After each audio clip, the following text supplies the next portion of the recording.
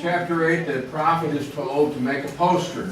В Исаии 8 главе пророку сказано сделать плакат. Возьми себе большой свиток и начертай на нем человеческим письмом. And on it he will write, Maher Shalal Hashbaz. И на нем нужно написать там Магер Шалал Хашбас. So it says, speed to the spoil and hasten to the booty or the plunder. Да, то есть это говорится, что богатство растрачено и добыча унесена.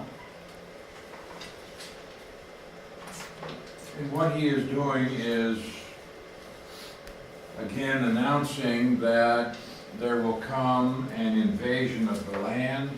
И опять же, тем самым он провозглашает, что будет грядущее вторжение в землю.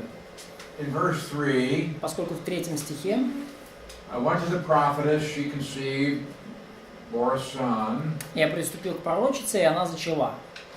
И родила Lord сына. said, call his name Maher Shalal Hashbaz. И сказал мне Господь, нареки ему имя Магер Шалал Хашбас. Why? Почему?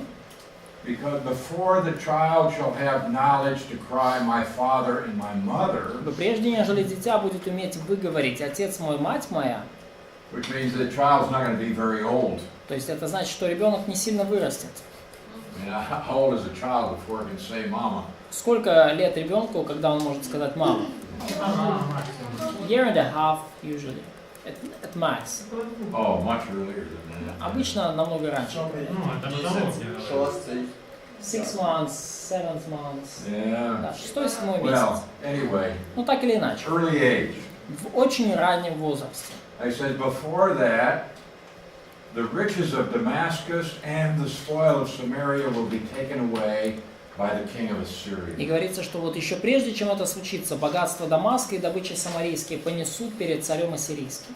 Okay, so the Assyrians are going to invade. They're going to come and capture Syria and the northern kingdom. Ассирийцы совершат вторжение, завоевание, они завоюют Сирию и Северное царство. Read down to verse 12. А давайте посмотрим на 12 стих. Don't say a conspiracy. Не называйте заговором. Don't be afraid of their threats nor be troubled. И не страшитесь, не бойтесь того, чего боится народ. A phrase that Peter uses in 1 Peter. Фраза, которую Петр использует в 1 Петра. Okay. But you shall sanctify the Lord of hosts. Но, Verse 13. да, и 13 стих, но вы должны чтить свято Господа Саваофа. Let him be your fear, let him be your dread. И пусть он будет вашим страхом и вашим трепетом. And he will be as a sanctuary. И будет он освящением. But also a stone of stumbling and a rock of offense. Но также камнем преткновения и скалой соблазна. To both the houses of Israel. Для обоих домов Израиля. As a trap and a snare to the inhabitants of Jerusalem. Петлею и плетью для жителей Иерусалима. So we have a rock. Итак, у нас есть камень. Well, a rock can be a place of sanctuary. Ну, камень может быть действительно местом освящения. But it's saying also it's something that you could stumble over. Но также это может быть нечто, на что вы притыкаетесь. Something that can hurt you. Нечто, что может вас задеть крепко, ранить.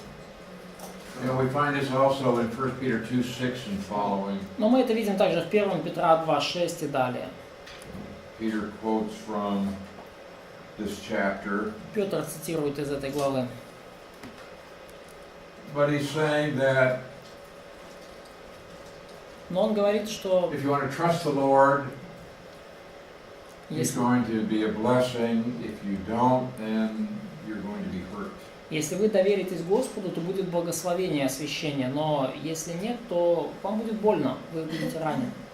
down to verse 18. Давайте откроем стих с 18. Here I am and the children whom the Lord has given me. Those are his two sons. Вот я и дети, которых дал мне Господь, вот эти два сына. He said, we are for signs and wonders in Israel from the Lord of hosts. Как указание и предзнаменование в Израиле от Господа Саваофа, живущего на горе Сион. So both of his sons are going to be signs for Israel. Поэтому оба его сына станут знамением для Израиля. Interesting in verse 19. И интересно, в стихе 19. And when they say to you, seek those who are mediums and whispers, who whisper. И когда скажут вам, обратитесь к вызывателям умерших и к чародеям, к шептунам, чревовещателям, Should not a people seek their God? тогда отвечайте, не должен ли народ обращаться к своему Богу? Should they seek the dead on behalf of the living? Спрашивают ли мертвых о живых? You see, there are people they're trying to get information. То есть мы видим, народ пытается получить какую-то And they think if they информацию. can contact the dead, that they'll be able to get information about what's on the other side. И они думают, что смогут как-то связаться с мертвыми, чтобы получить от них информацию о том, что там на другой стороне. Or advice about what they should do. Или могут там получить какой-то совет насчет того, что This им is a делать. rejection of God's revelation. И это отвержение Божьего откровения. Contact the dead? Контакты с мертвыми.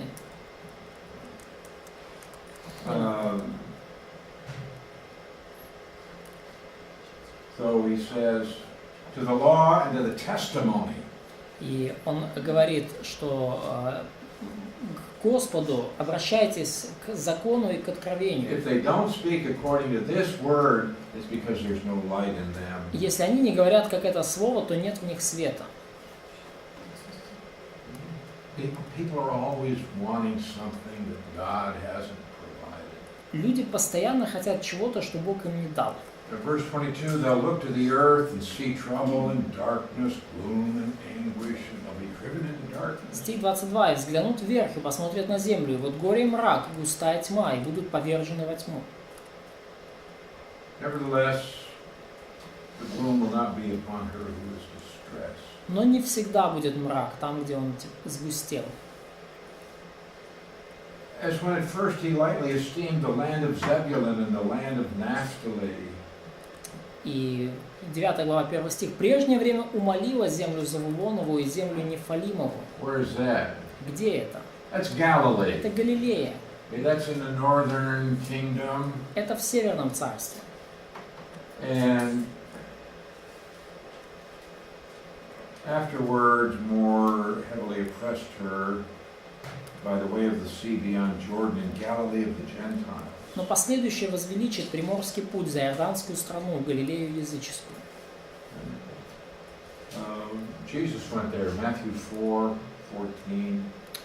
Иисус туда пошел. Матфея 4:14 говорит нам об этом прямо. This would be east of the Sea of Galilee. Это восток Галилейского моря. Матфей цитирует это пророчество в контексте Иисуса. Now, what he's saying is that you have these false counselors.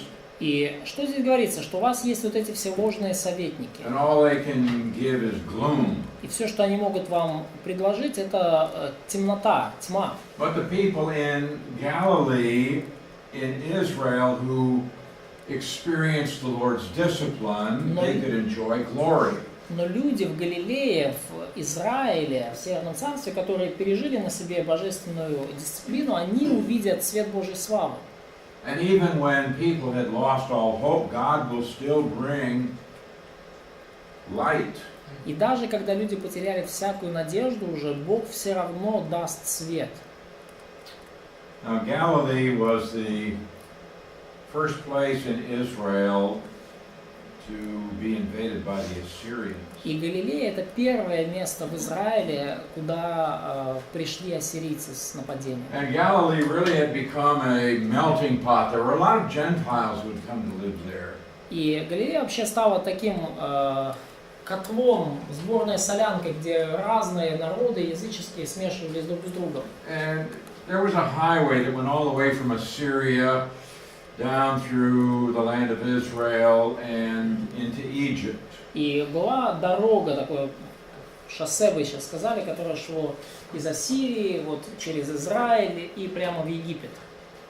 So it's kind of a mixed company. Поэтому вот so Galilee was on that road. Yeah. Галилея находилась на этой дороге, потому там, ну, естественным образом была очень пестрая компания.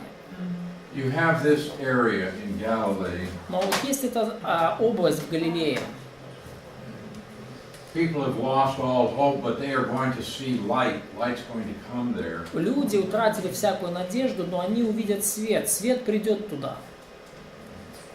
And there's going to be ultimately glory in that place. И будет явление славы Божией в этом месте. Of course, we know Jesus had a great ministry there. И мы знаем, что у Иисуса было потрясающее служение там. And it will enjoy even greater glory during the millennium. И даже большая слава будет во время тысячелетнего царства в том месте. In contrast to Ahaz, who refused to listen and obey God, В противоположность Ахазу, который отказался послушать Бога и повиноваться Ему, the Lord is going to raise up a faithful king. Бог возвысит праведного, верного царя. He will be born in the future and reign in the future. Он родится в будущем и будет править в будущем. So, verse 2, the people who walked in darkness have seen a great light. Стих 2. Народ, ходящий во тьме, увидит свет великий.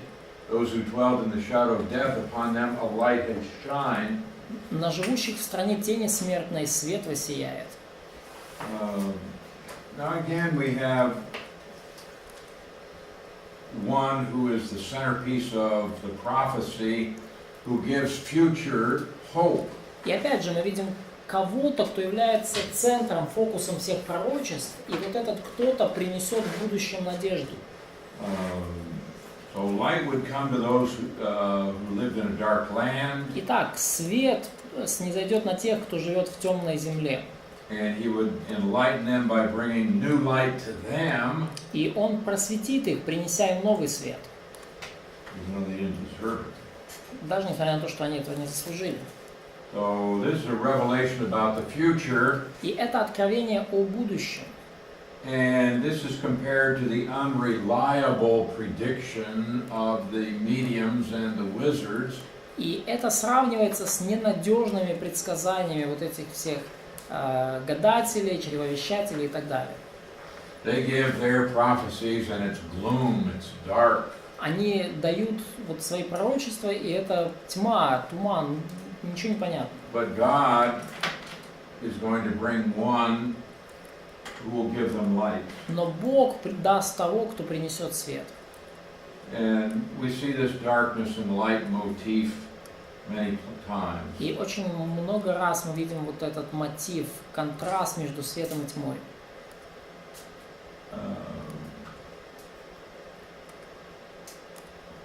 So there's going to be great joy because of God's provision. Потому будет великая радость по причине того, что даст Бог. God will deliver them from their enemies. Бог избавит их от врагов. Primarily physical, but also spiritual enemies. В первую очередь от физических врагов, но также и от духовных. Now the Assyrians are going to put a burden on the Israelites.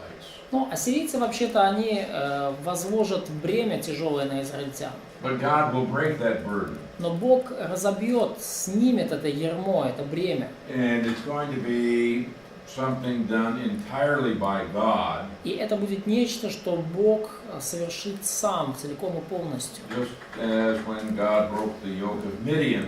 Точно так же, как Бог когда-то сокрушил иго мадианитян. Who defeated the Midianites? Кто сокрушил мадианитян? Гедеон? Гидеон. Was that a miraculous deliverance? Было ли это некое чудесное избавление? Of A course. few hundred people against thousands. Несколько сотен людей против тысяч. God says, I'm going to deliver you. Бог говорит, я вас сам избавлю. And it's not by your strength, Не вашей силой. through what God does. Это вот то, что сделает сам Господь. And God will not just give victory to Israel, but He's going to cause war to cease. Но Бог не только даст победу Израилю, но прекратит войну также. Now we come to verses 6 and И 7. вот мы приходим к стихам 6 и 7. Verse 6 emphasizes His humanity. Стих 6 подчеркивает человеческую сторону вот этого будущего царя. Isaiah sees a son Исаия видит сына, who's given by God, который дан Богом. but he is born into the human race, Но он рожден как человек.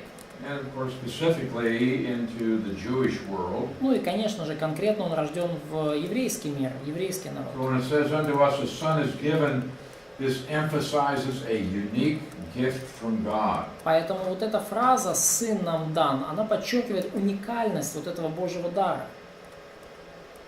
This is the same son as we find in Psalm 2. И это тот же самый сын, которого мы видим в Псалме 2. God said, I have set my king on my holy hill of Zion. Когда Бог говорит, что я поставил своего царя на святой горе Сион. You are my son. И говорит, что ты сын мой, ныне родился. And this son is going to rule the nations. И вот этот сын будет править народами. So there's going to be the victory of God over his enemies. И мы увидим, что Бог одержит победу над своими врагами. And this will depend on the coming of a person. И эта победа будет зависеть от прихода конкретной личности. And he is going to be God on earth. И эта личность будет Богом на земле. But more than that, he's going to be God who becomes a man. Но более даже того, это будет Бог, который станет человеком. So we have a child born, that is his И мы humanity. видим, что младенец родился нам, и речь здесь идет о человеческой природе The Мессии. son given is his deity. Но сын дан нам, и здесь речь идет о божественной его природе. Now the Muslims deny that God could ever have a son. Ну, мусульмане отвергают, что у Бога когда-нибудь может быть в принципе сын. But the Bible clearly declares God does have a son. Но Библия ясно говорит, ясно провозглашает, что у Бога есть сын. Well, God is going to defeat Israel's enemies not by using big armies, И Бог поразит врагов Израиля, не используя каких-то больших армий, but through this child who's to be born. но вот через этого младенца, который родится. So he's going to be the fulfillment of the sign given in 7:14. И именно он будет исполнением знамения, которое показано нам в 7 главе 14 стихе.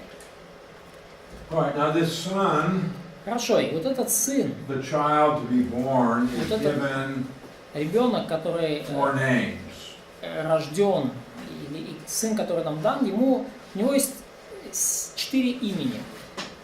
Oh, this expression, the government will be on his shoulders. Да, и, кстати, вот это выражение, что в синодальном владычество на раменах его, а в современном власть будет у него на плечах. Now, oftentimes, a governor or a king would wear a chain around his neck. Очень часто, в то время правитель или царь одевал такую большую цепь себе на шею. And that was the sign of his authority. И эта цепь была знаком его власти. And that's the idea here of the government being on his shoulders. И вот именно в этом идея, того, что владычество будет на его плечах. He's going to have the authority to rule. У Иисуса будет власть, чтобы править. All right. His name, Итак, его имя. four titles here actually. Тут приведено 4 титула. And each of these names is applicable to God. И любое из этих имен применимо к Богу.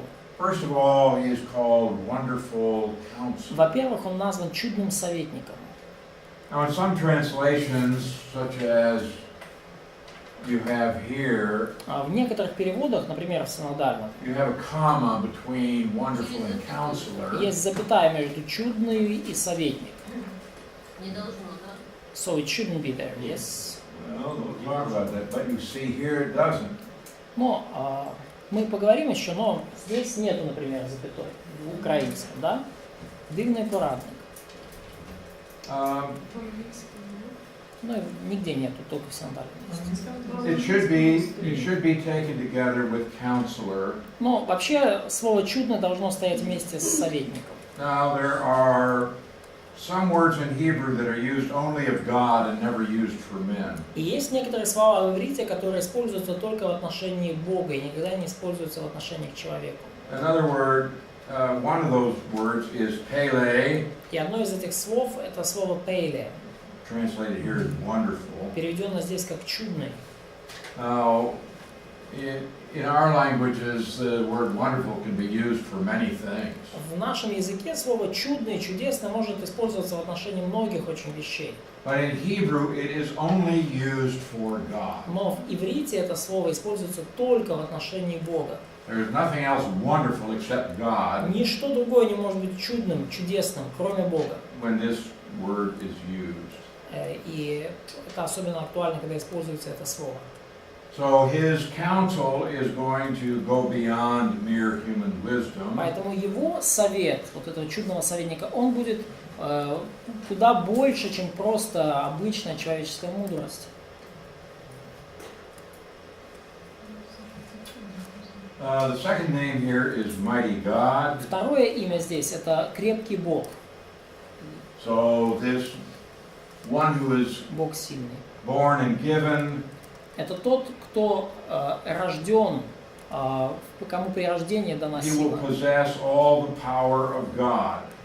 Вся сила Божия будет дана ему от рождения. Obviously never used of a mere man. И очевидно, такое слово тоже никогда не может использоваться в отношении простого человека. Next we have Следующее. Eternal Father. Вечный Отец. Или Отец Вечности на другом переводе. In some translations, in Russian, it's Father of Eternity. Like Father of eternity, yes. The Father, this should not be confused with God the Father. Но Отец в данном случае, Вечный Отец или Отец Вечности, не надо путать с Богом Отцом. For this is a title that's given to the one who is born and given. Поскольку и этот титул, он относится именно к тому, кто рожден или кто дан. But rather, Father here is used to indicate the source of something. Но термин «отец» здесь используется для того, чтобы показать источник чего-либо. So Like he's going to be a father to the nation of Israel, он является отцом для народа израильского, even in the sense that Israel's kings were called father. в том же смысле, как цари Израиля назывались отцами. But he's going to be the eternal father because his reign will last forever. Но он будет вечным отцом, потому что его правление продлится навсегда. Okay, and then the fourth one is Prince of Peace. И четвертый титул – это князь мира. This name could be applied to a person. И это имя его можно применить к личности, к человеку. But he would be the Prince of Peace. Но Иисус будет князем мира He's going to be the one who brings peace between God and в man, том смысле, что он принесет мир между Богом и людьми. as well as between man and man. Ну, также между людьми, между самими людьми. Now, this doesn't mean that Messiah is going to be actually addressed by these four titles. И совершенно не значит, что к Мессии будут обращаться, используя вот эти 4 титула. Any more than Jesus was called Emmanuel. Точно так же Иисуса никогда не называли Эммануилом. We don't have any record that he was ever called Emmanuel. У нас нет никаких записей о том, чтобы его когда-либо называли Эммануилом. But he is certainly worthy to bear these names. Но, конечно же, он достоин того, чтобы носить And эти they имена. are accurate descriptions of who he Они is. являются точным описанием того, кто он есть. They really describe his person, his character. Они действительно описывают его личность, его характер. My point is that this is a name that was given to him, but that doesn't mean that's what people use to address him. Ну, я что хочу сказать, что вот это имя, которое было дано ему, это совершенно не значит, что люди его таким именем называли. So,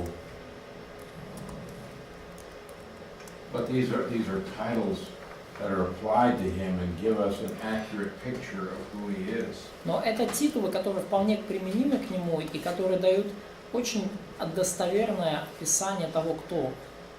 So we have here this person who will have amazing ability to execute his plans. Итак, мы видим вот эту личность, у которой потрясающая способность осуществлять свои планы Because of his supernatural abilities. по причине своих именно сверхъестественных способностей. So he has divine wisdom and power. Он обладает божественной мудростью и силой. He will provide fatherly care Он обеспечит отцовскую заботу. and sovereign peace. И своим всевластием он установит мир. Now, these four names are found elsewhere in the book of Isaiah, И эти 4 титула мы можем найти в другом месте в книге always Исаии. used of God, never of man. И они используются всегда в отношении только Бога, никогда в отношении человека. In Isaiah 28:29, В Исаии 28-29. this comes from Yahweh Sabaoth, who is wonderful in counsel and excellent in guidance. И это происходит от Господа Саваофа. Дивны судьбы его, велика премудрость его. Clearly refers to God. Ясно указывает нам на Бога. Но тут, может быть, не очень четко в синодальном, да, в современном переводе «дивного в совете и величественного в мудрости». То есть вот этот чудный советник, это те же самые слова здесь. Now, the Jehovah Witnesses do not like this next one in Isaiah 9:6, Не нравится вот этот следующий термин в Исаии 9:6. where he is called the mighty God. Крепкий или Бог сильный. I mean, they acknowledge that this verse applies to Jesus, Они признают, что этот стих относится к Иисусу, but they don't want to say that Jesus is God. но они не хотят говорить, что Иисус Бог. And so they say, no, he is just one mighty God, there are others. Он говорит, и они говорят, что это, как бы он один из крепких богов, что есть другие. But they have a real problem Но у них реальная проблема возникает тут, in that this same title поскольку is found in Isaiah 10:21. тот же самый титул мы находим в Исаии 10:21. You have a different you have a different word here. Mighty God. У нас, крепкий и сильный это слова Yeah, синонимы. these are synonymous terms. I know it's a synonym, but it's a different word. Да, So it's going to obscure the fact that it's the same Hebrew да. word. Остаток обратится к Богу сильному, и немножко скрывается тот факт, что там одно и то же еврейское слово в синодальном переводе. So that К могучему what Богу. we see here is that the name found for Messiah in Isaiah 9:6 И что мы видим? Вот это имя, которое дано Мессии в Исаии 9:6, is now used for Yahweh теперь оно ясно используется в отношении Яхве in 10:21. в Бытии 10:21. You see here in Isaiah 10:20, Вы видите здесь, в Исаии 10:20, where it talks about the Lord, that is Yahweh, говорится о Господе, используется слово Яхве, the Holy One of Israel, Святой Израиля, who is El Gibor, the mighty God. который вот охарактеризован как Эль-Гибор, то есть Бог сильный, Бог крепкий или могучий. Eternal Father Вечный Отец, или Отец Вечности. in Isaiah 63:16. В Исаии 63:16. You, O Lord, Yahweh, Говорится, что только Ты, Отец наш, our Father, Яхве. yeah, Да, то есть Ты, Господи, Яхве, our Отец наш. Redeemer from everlasting is your name. От века имя Твое, Искупитель наш. So we have the same words used in Isaiah 9:6 as a proper name. И то же самое слово используется в Исаии 9:6 как вот обозначение Here the same words are Мессии. used clearly for God. Но здесь в 63:16 это слово ясно использовано в отношении Бога. Prince of Peace. Князь мира. Does anybody know Isaiah 26:3? Кто-то знает Исаия 26:3 на память? Твердого духом. Сам knows. Сам knows. All right.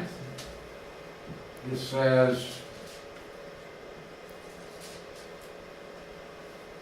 God will keep him in perfect peace whose mind is stayed on you.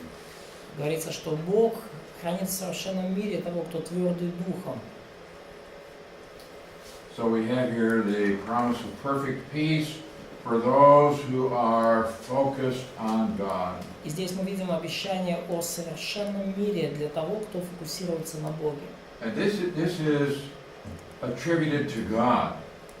И это, вот ты хранишь в совершенном мире, ты это Бог. То есть это Богу приписывается эта способность хранить Lord, мир. you will establish peace for us. И мы с вами Бог, именно ты дашь нам совершенный мир.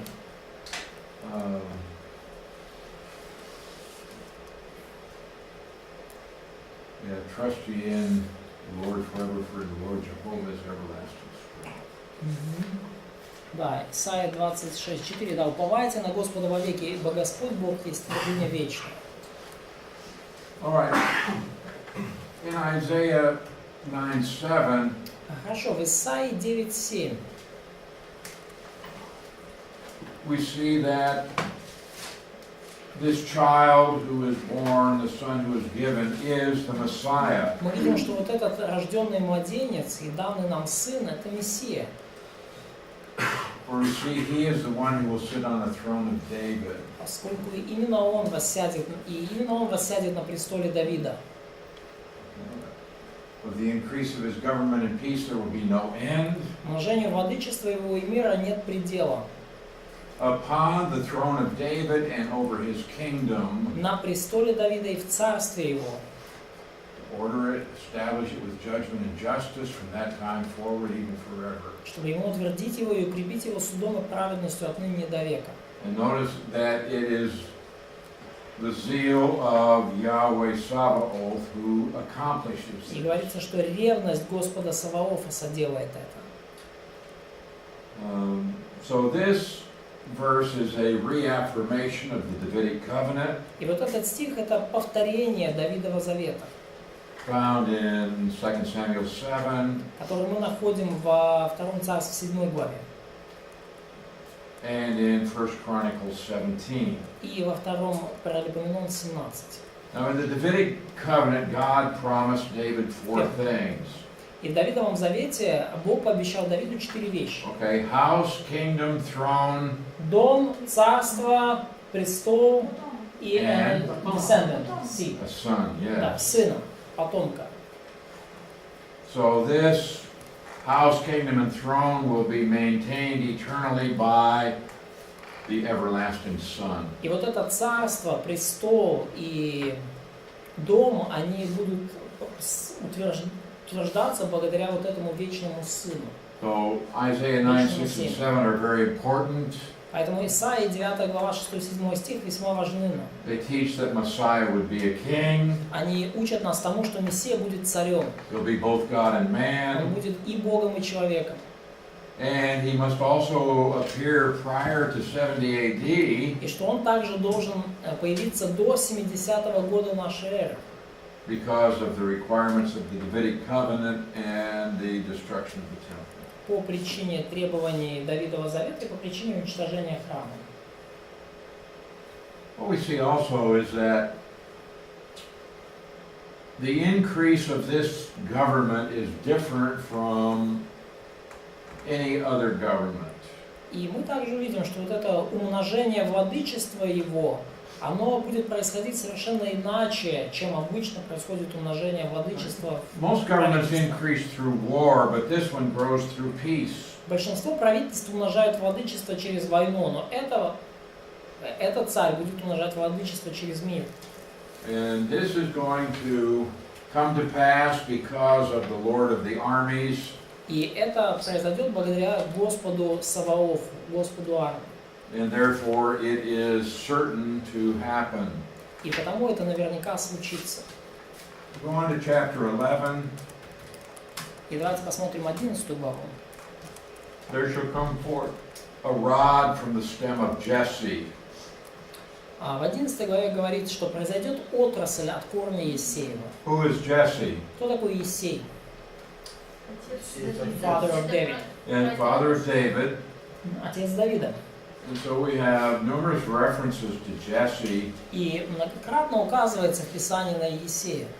But his honor comes from the fact that he's the father of David. Но почет его имени связан с тем, что он является отцом Давида. Now it says a branch shall grow out of his roots. Сказано, что ветвь произрастет от корня его.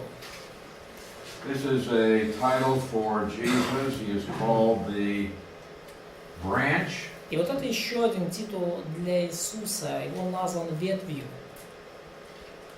Now we see that this one who is to come И мы видим, что вот этот тот, кто произойдет, will have a ministry from God the Holy у Spirit. него будет служение, данное Духом Святым.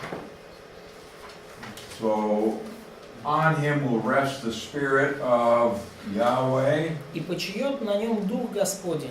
It's further described as the Spirit of wisdom and understanding, the Spirit of counsel and might, the Spirit of knowledge and of the fear of the Lord. И Дух Господень здесь характеризуется как Дух премудрости, разума, совета, крепости, ведения, благочестия и страха Господня. This is a prophecy of Messiah. Это пророчество о Мессии. Verse 3, Стих 3. his delight is in the fear of the Lord. И страхом Господним исполнится.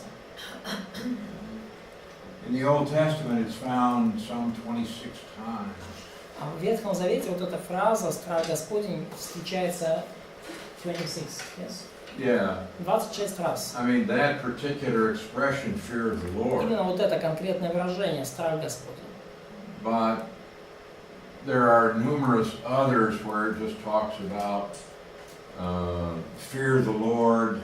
Но есть много других упоминаний, где просто говорится там «бойся Господа». So it's a very frequent expression in the Old Testament. Очень частое выражение в Ветхом Завете. And a few places in the New as well. И есть там также в нескольких местах в Новом Завете. So this Messiah, he's described as being one who rules with righteousness. И Мессия описан как тот, кто правит, суды его праведны и справедливы. And he is definitely going to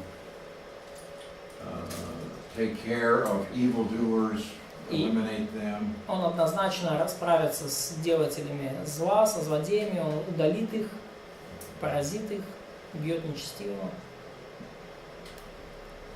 Now, when Jesus sets up his kingdom, И когда Иисус установит свое царство, there will be tremendous changes in nature, то произойдут совершенно удивительные перемены в природе. the curse is going to be removed. Проклятие будет устранено. And so it says the wolf will dwell with the lamb, И сказано, что волк будет жить вместе с ягненком. leopard shall lie down with the young goat. Барс будет лежать вместе с козленком. The calf, the young lion, and the fatling together, and a little child shall lead them. И да, корова будет пастись медведицу, и детеныши их будут лежать вместе. Obviously, this is not normal today. Очевидно, что в наши дни это не есть какое-то нормальное состояние вещей.